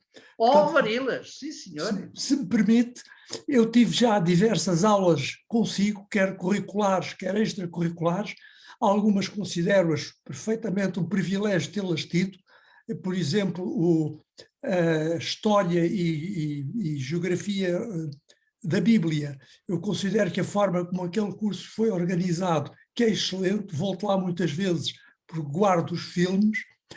Neste curso, é óbvio que eu penso que não foi exatamente, as coisas correram assim, porque houve, digamos que corridas de maratona de 1h30, mas com o ritmo dos 100 metros, em alguns casos, e isso cansa.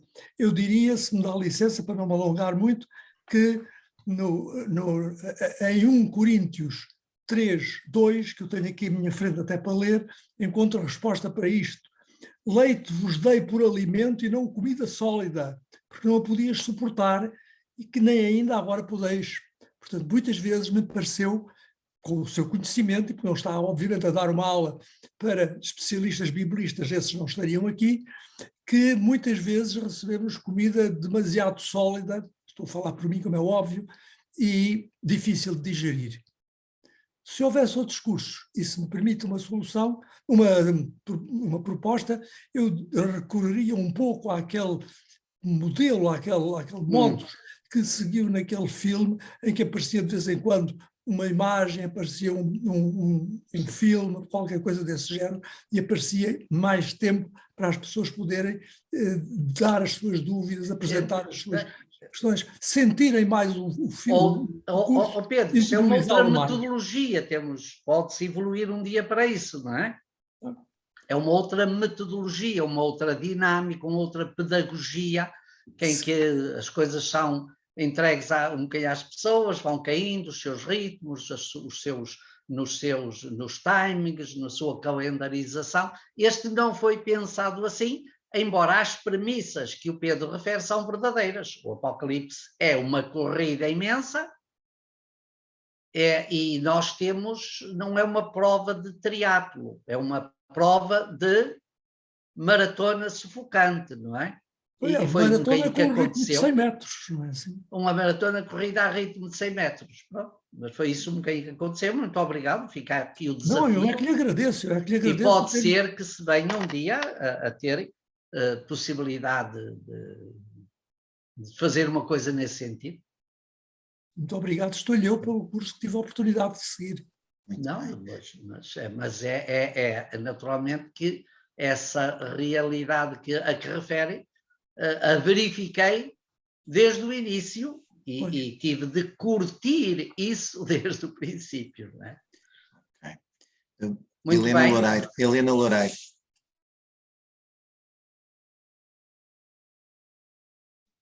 Tem que ligar o microfone ao seu, Helena. Sim, boa noite. Boa noite. Bom, eu, por acaso, antes de fazer aqui o meu comentário, e seguindo aqui, portanto, também o comentário do Pedro, eu acho que o curso foi... Ele também não disse o contrário, mas o curso foi magnífico. Nós é que somos demasiado limitados para conseguir alcançar toda a sabedoria que o Padre João Lourenço nos tentou transmitir e que teríamos que ter mais aulas, e eu acho que faz muitíssimo bem pensar agora este ser um curso introdutório e depois fazer um curso mais O que aconteceu? Desculpem. Como? Não sei o que me aconteceu. Está bem, pronto. Pode continuar. Não, estava a dizer que... Sim, eu ouvi tudo. Pronto, que para mim só que não foi... estava a ver-te e sem te ver as palavras não têm aquele sabor. Pronto.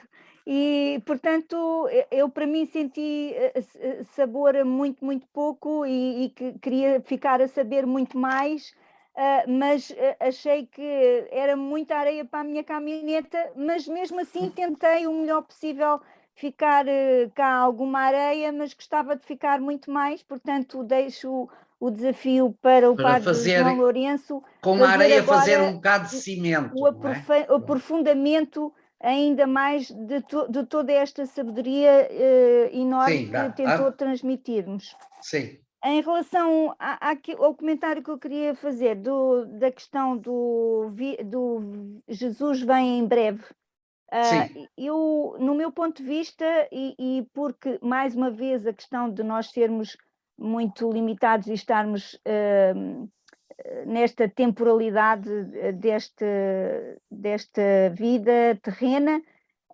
não conseguimos muitas vezes alcançar as palavras que Jesus nos transmitiu, mas eu penso que aqui o em breve era mesmo em breve, era um em breve, portanto, cronológico.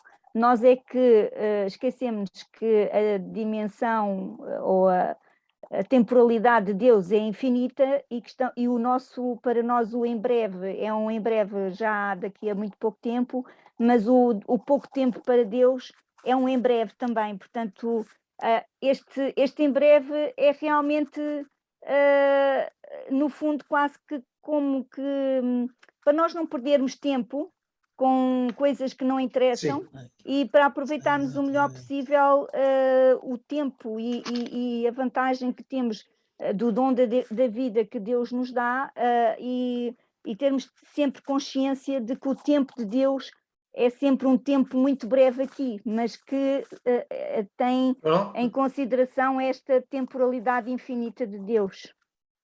Eu acho que a tua compreensão, não tenho que comentar, há todas essas perspectivas. Ok. Está bem? Fernando Gameiro voltou a pedir a palavra. Não se ouve ainda. A Isabel Varanda está com... Isabel Varanda. Fernando Gameiro não ligou o microfone. Não, ele não pode ligar porque eu cortei os microfones a toda a gente, que já sabia o que é que vinha aí. Muito rapidamente, para João Lourenço, eu Sim. queria simplesmente fazer uma anotação do seguinte. Daquilo que disse o Pedro Martins, assim, eu acho que ele pode ter razão.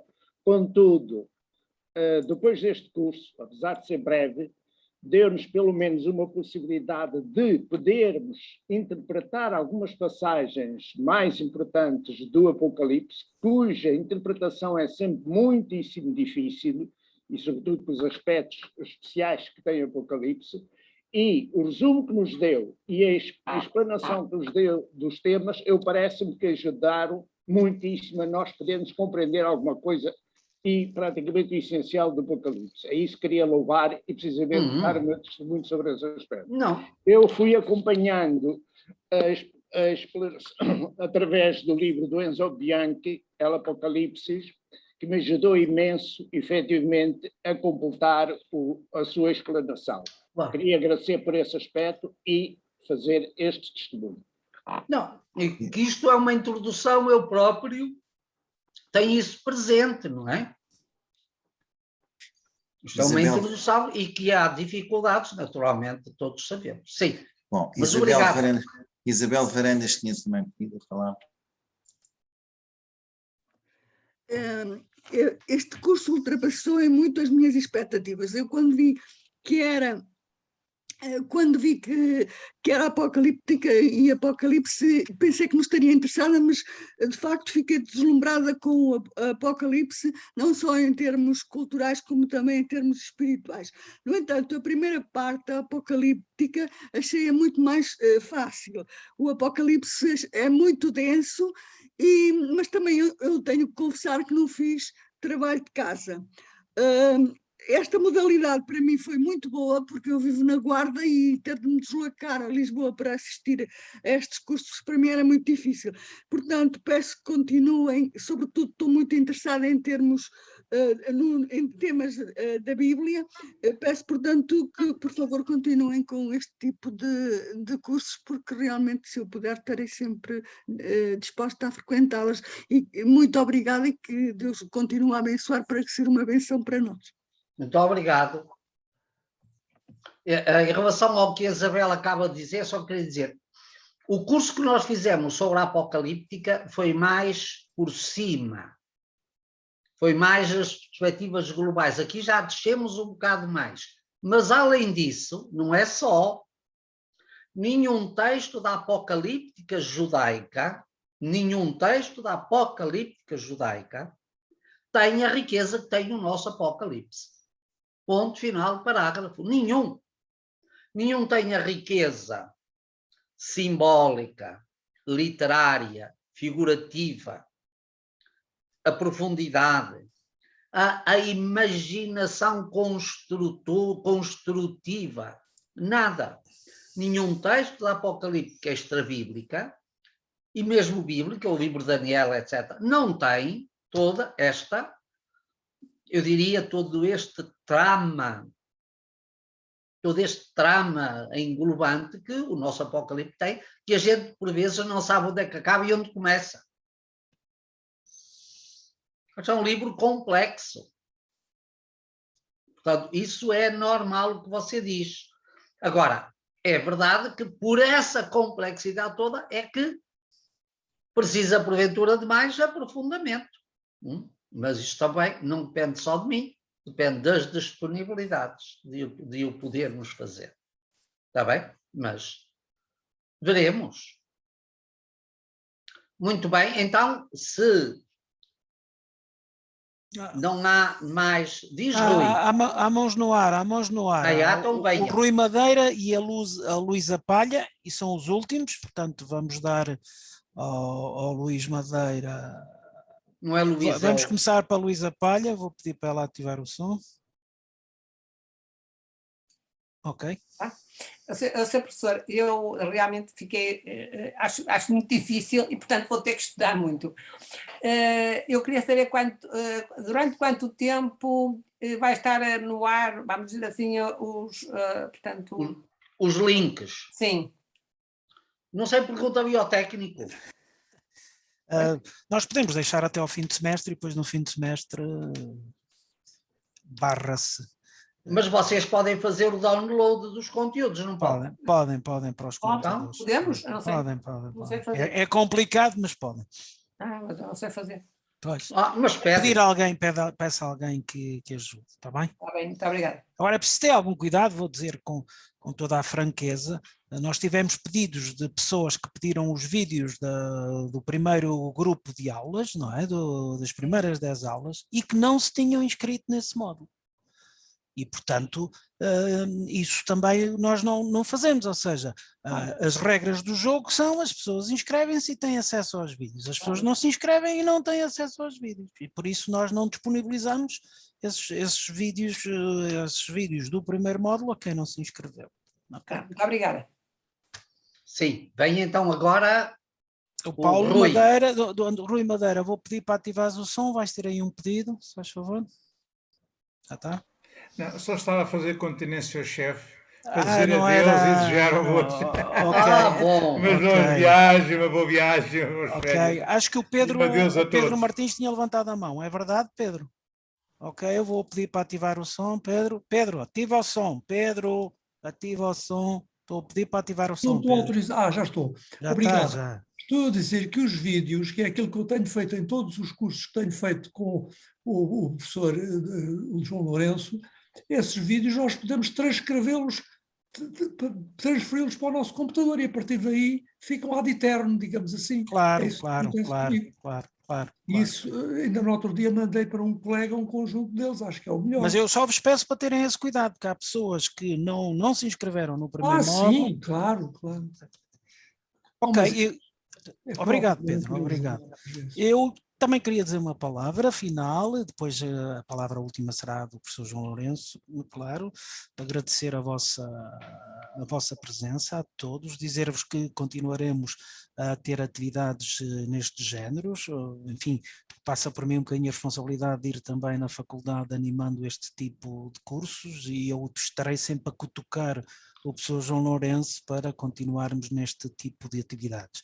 Estejam atentos, vamos também tentar começar a ensaiar coisas mais pontuais, como por exemplo o lançamento de um livro agora do professor João Lourenço, mas depois diremos a seu tempo e faremos chegar a todos, porque temos o registro dos vossos mails, faremos chegar a todos essa informação de futuras iniciativas. Como sabem, está a decorrer um outro curso também na área da Bíblia, as narrativas da criação, com o professor Armindo Vaz, que está a funcionar às segundas-feiras. Queria dizer também uma palavrinha, porque ela é de mais absoluta justiça, de agradecimento ao Luís Topa, por toda a sua disponibilidade. Nem pensar. É verdade, de coração o faço, não só porque me une a ele uma amizade, não é? Mas pela disponibilidade que teve também de acompanhar este curso e permitiu que as sobreposições que eu vou tendo também por causa do trabalho da faculdade não causassem moça no andamento disto e por isso um abraço grande sentido de agradecimento ao Luís. Obrigado também. Se calhar ainda damos a palavrinha ao Anjos Brito. Exato, vou pedir para ativar o som. Anjos Brito, já está aí o pedido. Não está.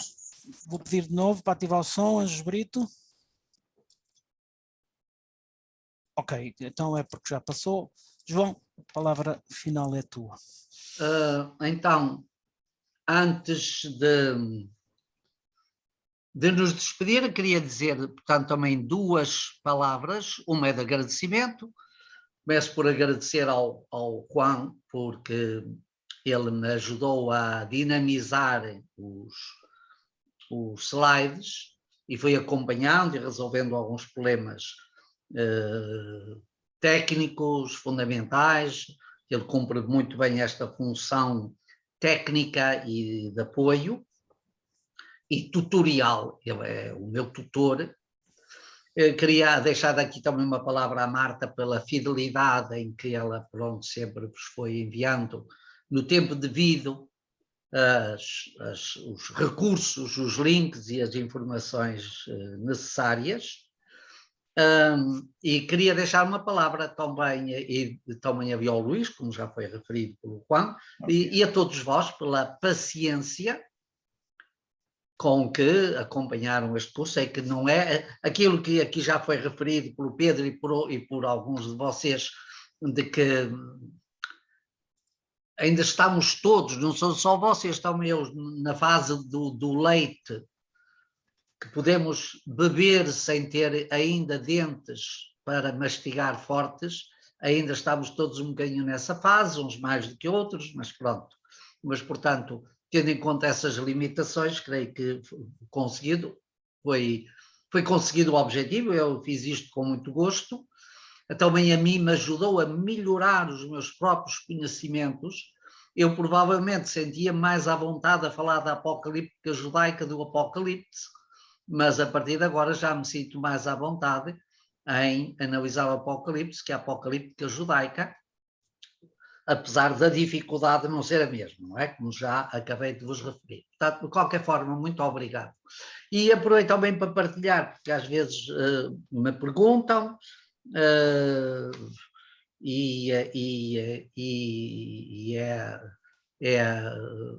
eu gosto de ter isto. Dentro, como sabeis, eu também tenho participado e está a decorrer um trabalho de tradução da Bíblia em ordem a publicar uma nova versão da Bíblia em português, em língua portuguesa. Esse projeto já é velho, já tem uns anos, mas está agora a avançar. E desse projeto faz parte, cada mês, publicar-se um livro já traduzido e que já foi aprovado, que já foi analisado pela comissão técnica que segue à tradução, e depois é colocado como que em consulta pública, para as pessoas poderem dar o seu parecer, se lhes parece bem, se alguma palavra não teve aquele cheiro que tinham do profeta Jeremias, se alguma palavra não está muito bem enquadrada.